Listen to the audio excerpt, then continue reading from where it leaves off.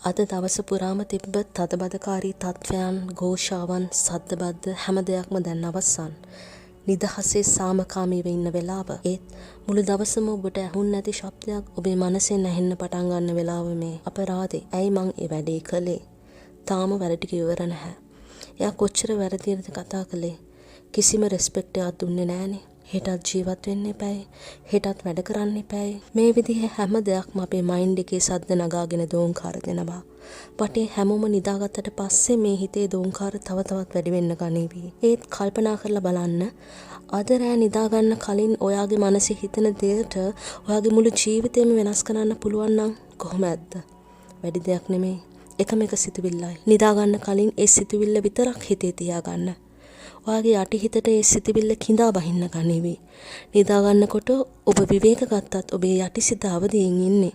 පැය 24ම වැඩ. ඔයා අන්තිමට ඒකට දුන්න පණිවිඩය හැම දෙයක්ම අහන් ඉඳලා ඒ වෙනුවෙන් ඉදිරි වැඩ කරන්න පටන් ගනිවි. ඔයා දුන්න අන්තිම පණිවිඩය පොසිටිව්ද නෙගටිව්ද කියලා යටිහිත බලන්නේ නැහැ. එහෙම්ම ප්‍රොසෙස් කරන්න ගනිවි. නිදා ගන්න කලින් ඔයා කිව්වනම් මම පරාජිතයෙක්, සල්ලි නැතුවයි ජීවත් වෙන්න වෙන්නේ. යටිහිත මේ දේවල්ම ප්‍රොසෙස් කරන්න ගනිවි. මෙහෙම නරක දේවල් හිතන්නේ නැතිව මම මේ කියන්න යන ධනාත්මක සිතිවිල්ල විතරක් හිතාගන්න. මං වෙන්න කැමති පුද්ගලයා විදිහටම මං ජීවත් වෙමින් සිටිනවා.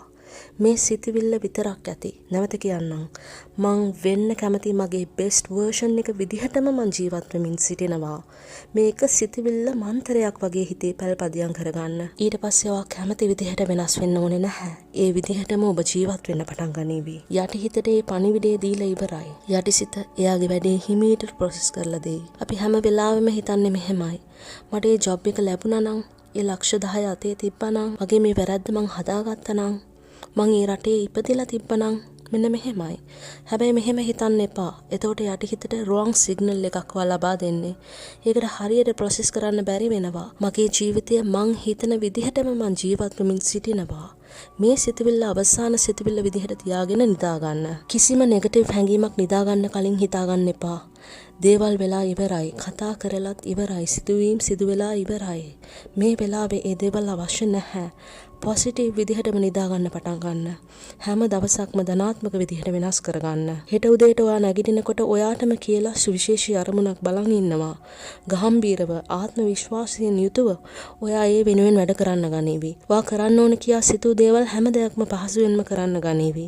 ඒක හීනයක් නෙමෙයි. ඔබේ යටිහිතේ ඔබ පැල කරපු සිතිවිල්ලයි.